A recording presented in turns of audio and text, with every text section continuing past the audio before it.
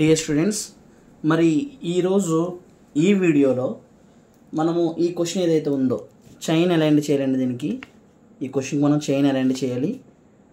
మనకి వచ్చేటప్పటికి డైమెన్షనింగ్ ఇలా ఇచ్చాడండి. లెంత్ వచ్చేటప్పటికి లెంత్ వైజ్ చూసుకుంటే 40 mm అండ్ హైట్ వైజ్ చూసుకుంటే 30 mm. సో ఈ 40 mm స్ప్లిట్ చేసుకున్నాడు. 10 mm 10 mm 20 20 + 15 35 35 + 5 mm. సో 40 సరిపోయిందండి. బాటమ్ 40 అండ్ టాప్ 40 కూడా టాలీ అయిపోయింది. సో ఇక్కడ 30 mm ఇచ్చాడు. 30 mm అంటే 10 mm ఇక్కడ పోయింది, 10 mm ఇక్కడ పోయింది. అంటే రిమైనింగ్ ఇక్కడ నుంచి ఇక్కడ వరకు ఎంత ఉంటుందంటే అండి 10 mm ఉంటుందన్నమాట. సో ఓవరాల్గా డయాగ్రామ్ ఎలా ఇచ్చాడండి. మనకి ఈ డైమెన్షనింగ్ ఏం ఫాలో అవ్వమన్నాడు అంటే చైన్ అలైన్ ఫాలో అవ్వమన్నాడు. ఓకే అండి, చైన్ అలైన్లో చేయమంటే మనం చూద్దాము. లెంత్ వచ్చేటప్పటికి 40 mm. Okay, so first of all length draw చేద్దామండి. లెంత్ ఎంత అంటే అండి 40 mm. సో 40 mmతో లెంత్ డ్రా చేశాను. అండ్ హైట్ వచ్చేటప్పటికి ఎంత ఇచ్చాడండి, హైట్ 30 mm ఇచ్చాడండి. హైట్ 30 mm ఇచ్చాడు. సో 30 mmతో హైట్ డ్రా చేస్తున్నాను. ఓకే, సో ఇక్కడ నుంచి ఎంత అంటే అండి మనకి 10 mm ఇచ్చాడు. సో 10 mm తీసుకున్నాను. సో 10 mm అయిపోయిన తర్వాత నెక్స్ట్ వన్ డౌన్కి ఎంత అండి 10 mm, ఇక్కడ 10 mm, హైట్ కూడా 10 mm. డౌన్ వచ్చేటప్పటికి 10 mm అండి. సో నెక్స్ట్ వన్ ఈ లెంత్ కూడా 10 mm, హైట్ కూడా 10 mm. అండ్ తర్వాత ఇక్కడ ఎంత ఇచ్చాడంటే అండి ఈ పాయింట్ నుంచి ఈ పాయింట్ వరకు 15 mm ఇచ్చాడండి. 15 mm కాబట్టి ఇక్కడ నుంచి 15 mm తీసుకున్నాము. అండ్ డౌన్కి వచ్చేటప్పటికి ఓవరాల్గా 30 mm, ఇక్కడ నుంచి ఇక్కడ వరకు 30 mm అండి. 30 mmలో 10 mm పోయింది అంటే ఎంత ఉంటుందండి 20 ఉంటుంది. ఓవరాల్గా ఈ పాయింట్ నుంచి ఈ పాయింట్ వరకు 30 mm, ఇక్కడ నుంచి ఇక్కడ వరకు 10 mm. సో అప్పుడు రిమైనింగ్ ఇంకా ఎంత ఉండే ఛాన్స్ ఉంది, ఇక్కడ నుంచి ఇక్కడ వరకు 20 mm. కాబట్టి డౌన్కి 20 mm డ్రా చేసుకుంటామండి. 20 mm డ్రా చేసుకున్నాను. సో నెక్స్ట్ వన్ ఇది మనకి ఎంత ఉంటుందంటే అండి 5 mm ఉంది. సో 5 mm అండ్ ఫైనల్గా దీన్ని జాయిన్ చేసుకుంటాం. సో ఇలా వస్తుందండి డయాగ్రాము. ఓకే, ఇప్పుడు దీనికి డైమెన్షనింగ్ ఇవ్వమన్నాడు. ఎలా ఇవ్వమన్నాడు, చైన్లో అలైన్ ఫాలో అవ్వమన్నాడండి. చైన్లో అలైన్ ఫాలో అవ్వమన్నాడు. సో మరి చైన్లో అలైన్ ఫాలో అవ్వడం ఎలా చూద్దాము.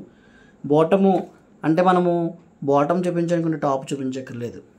రైట్ చూపిస్తే రైట్ సైడ్ చూపిస్తే లెఫ్ట్ సైడ్ చూపించక్కర్లేదు. ఓకే, సో ఈ వీడియోలో ఏం చేద్దామంటే అండి ఇప్పుడు నేను టాప్ చూపించుకుంటానండి. అంటే బాటమ్ ఇంకా మనకి చూపించాల్సిన అవసరం లేదనమాట. Okay,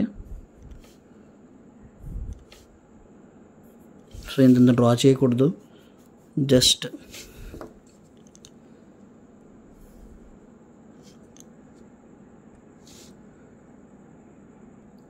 top చూపించుకుందామండి. టాప్ వచ్చేటప్పటికి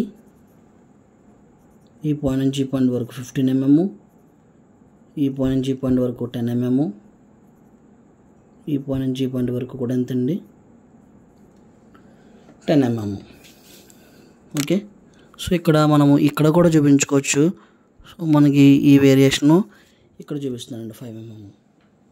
ఓకే, 5 mm మనం సో 5 mm సరిపోతే పర్వాలేదండి. లేకపోతే మనము రివర్స్ యారో హెడ్ యూస్ చేసుకుని కింద రివర్స్ యారో హెడ్ వేసుకుని సో ఇలా మనం 5 mm ఇలా చూపించుకోవచ్చు. ఓకే, అండ్ నెక్స్ట్ వన్ వచ్చేటప్పటికి ఇది అయిపోయింది కదండి. అండ్ ఇక్కడ 10 mm చూపిద్దాము. లైట్గా డ్రా చేద్దాము. సో అలైన్డ్ కాబట్టి అండి, చైన్ అలైన్డ్ అన్నాడు కాబట్టి ఇక్కడ 10 mm డ్రా చేశాను. ఓకే, 10 mm డ్రా చేశాను. అండ్ ఫైనల్లీ సో ఈ పోర్షన్ నుంచి ఈ పోర్షన్ వరకు ఇది కూడా చూపిద్దాం.